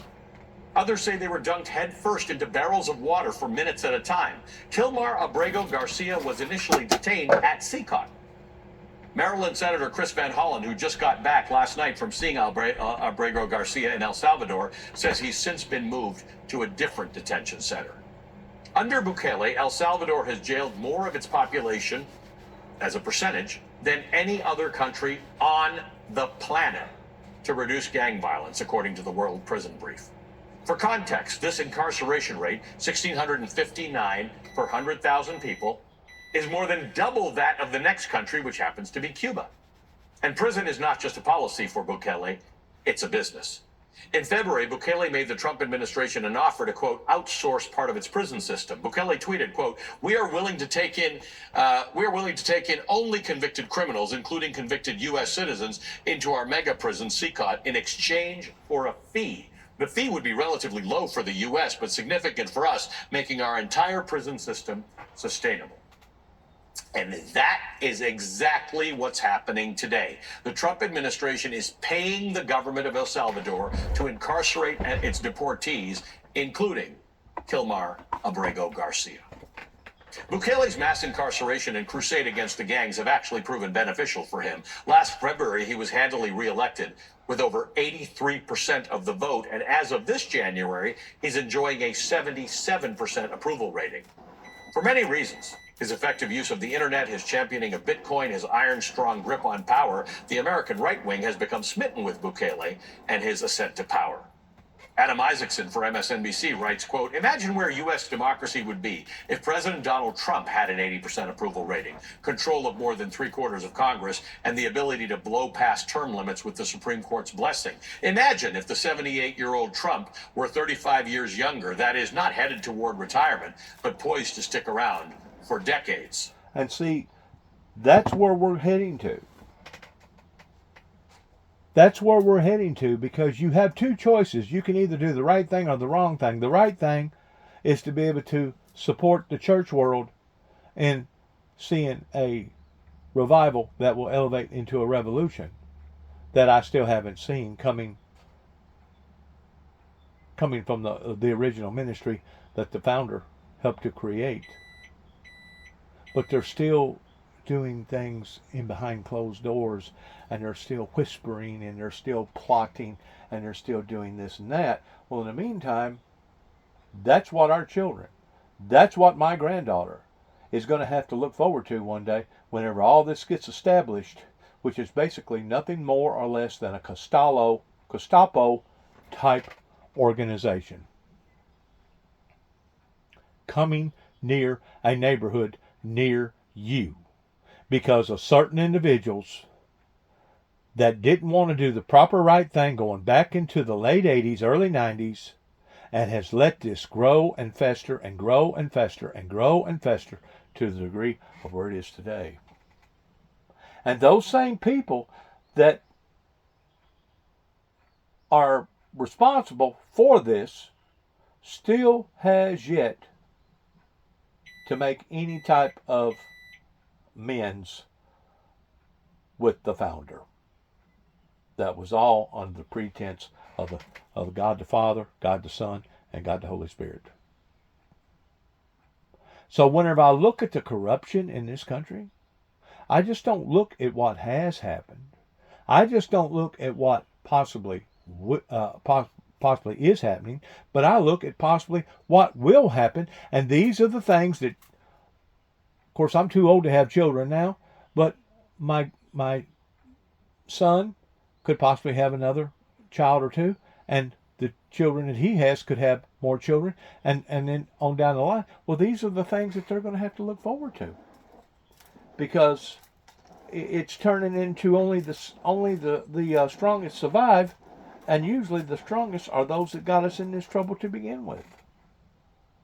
They have tried everything in the world to destroy the Windmill Ministries missions here, beginning in Obion County and Weakley County, Tennessee. And they almost accomplished it, and would have had if I would have remained down.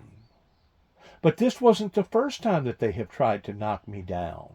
I have actually went through evolving periods, beginning in 1989, then again in 1990 and 1993, and then again before 2000, and then after 2000, and every time that I would stand up, they would knock me down. Every time I'd stand up, they'd knock me down.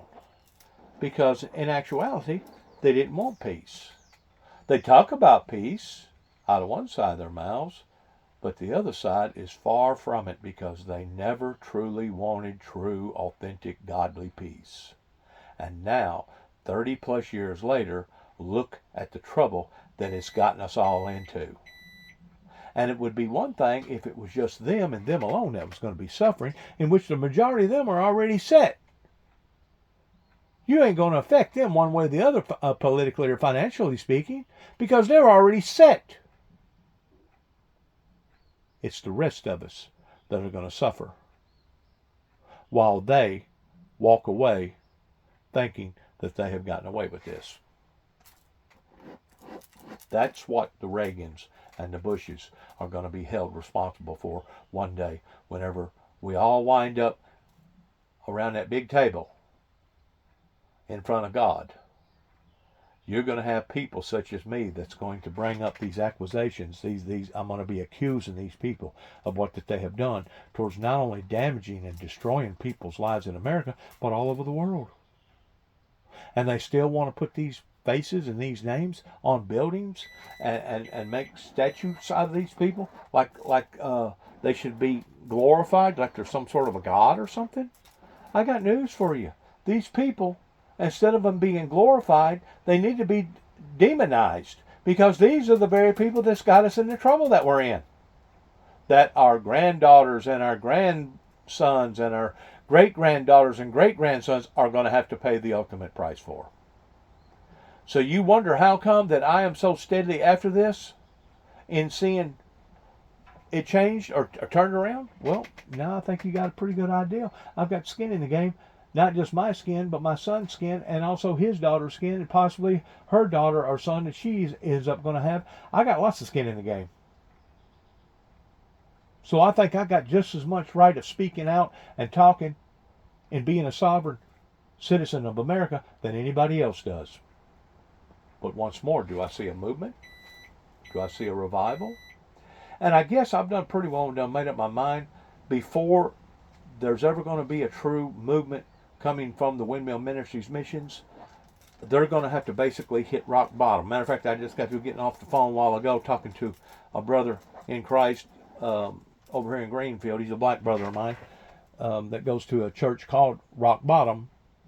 And one of the first things I said to him, because we was talking about the church a little bit, I said, well, there's one thing about it. You can't get no lower than rock bottom, can you?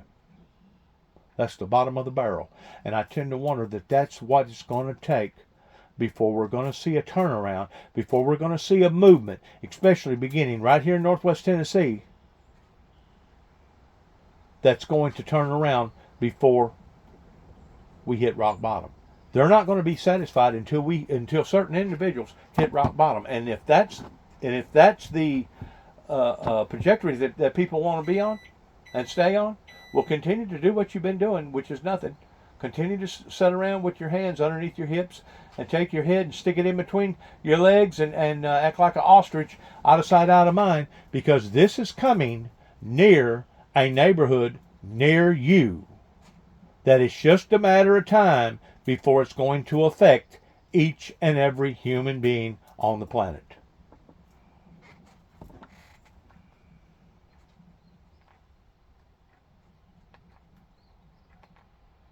With my bow, Sad. Truly, truly sad in the occurrences that's happening right now. The Great Gatsby, F. Scott. On every level. F. Scott Fitzgerald's magnum opus, an enduring American classic and one of the most assigned works of literature of the past 100 years, is today's feature on the Velshi Band Book Club.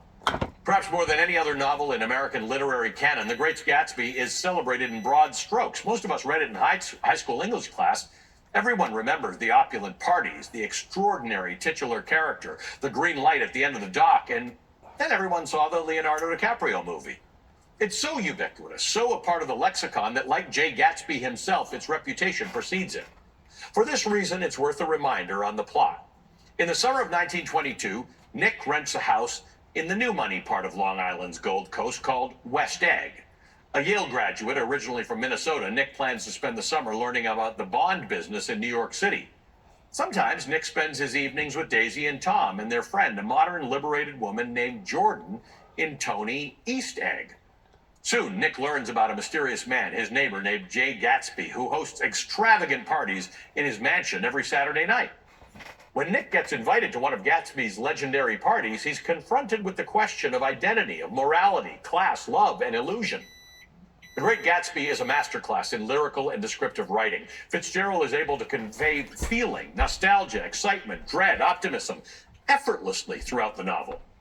For its relatively short length, The Great Gatsby is brimming with symbolism. The parties, the cars, the music, the Valley of Ashes, the fading billboard of Dr. T.J. Eckleburg's eyes, and of course, the green light at the end of Gatsby's dock. The novel explores so much, but ultimately it's a condemnation of greed and the upper class, an examination of the fallacy of the American dream, and in Fitzgerald's own words, a story of aspiration. In Jay Gatsby's America, self-making and reinvention is at once possible and celebrated and feared and reviled. The critical examination of the unachievable American dream makes The Great Gatsby an obvious choice for book bans and challenges. It's often pulled from shelves. The Great Gatsby has been published for 100 years. Our country has seen massive change since then. We've seen progress and regression, war, mass illness, societal change, advancements, derailments, and a backslide in democracy, and yet still the truth of this novel persists. Right after a quick break, I'll be joined by two women incredibly suited to discuss The Great Gatsby, inspired by F. Scott Fitzgerald.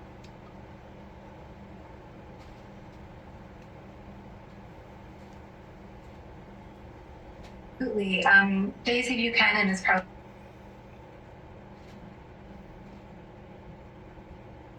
being with us and for being our newest members of the Velshi Band Book Club. Claire, let's start with one of the most famous quotes in the entire novel. Quote, "I hope she'll be a fool. That's the best thing a girl can be in this world. A beautiful little fool," end quote. Daisy's speaking to Nick and Jordan about her infant daughter, Claire.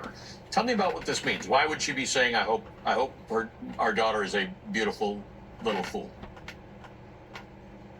Yes, absolutely. Daisy Buchanan is probably one of the most memorable characters of the novel, The Great Gatsby. And Fitzgerald, I think, handles that portrayal with incredible nuance and sensitivity, although inevitably through quite a male gaze.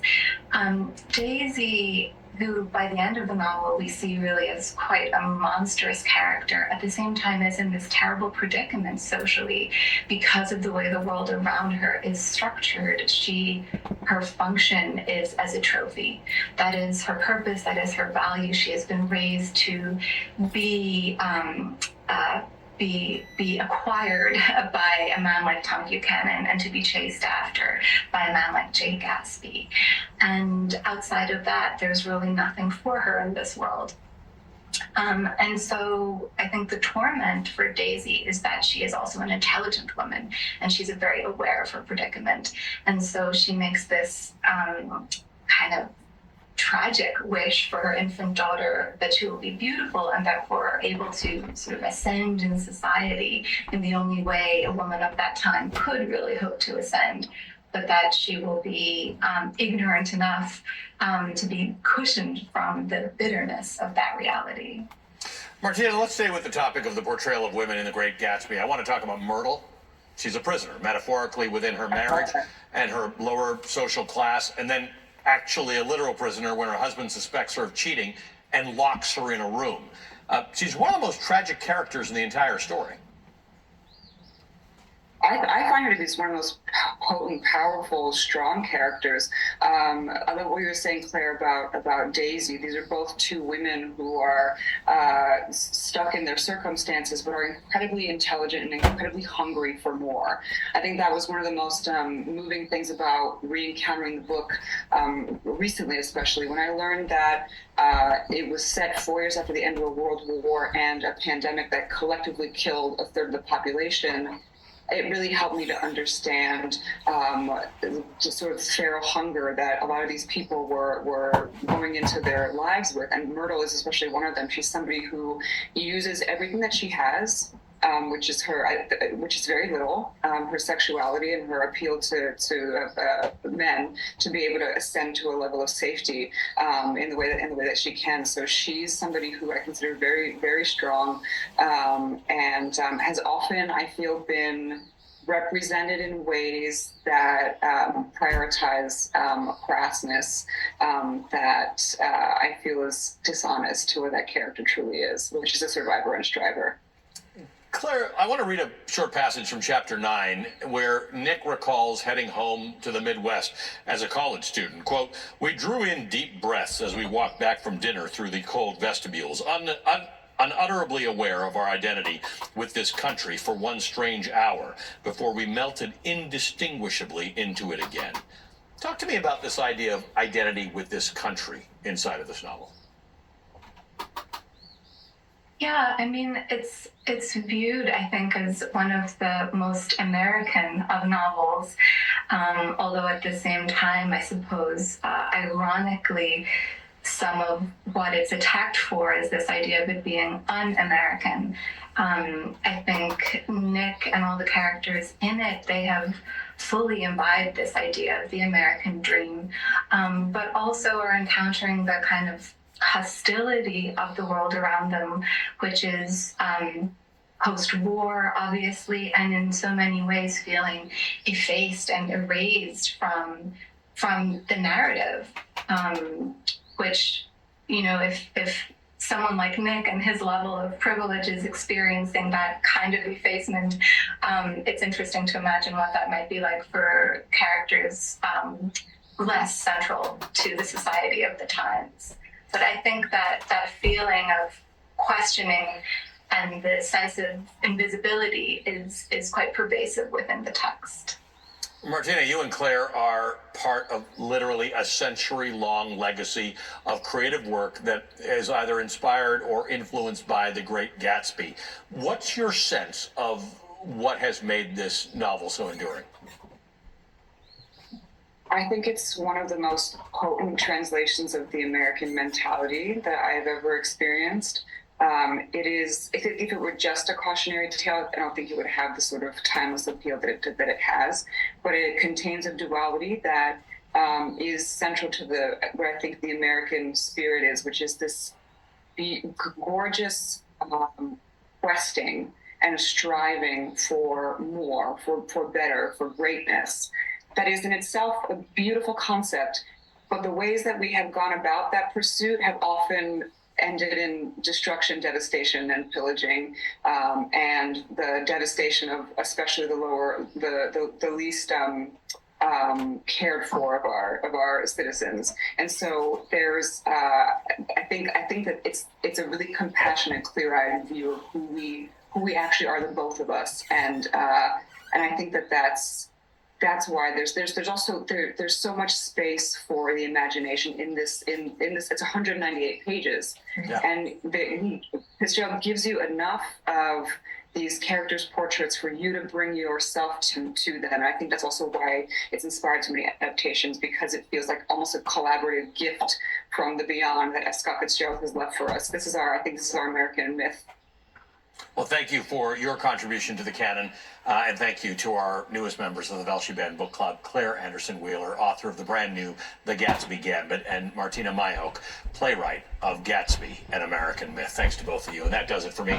Thank you for watching. Catch me back here tomorrow morning from 10 a.m. to noon Eastern. Don't forget, Velshi is available as a podcast. You can follow and listen for...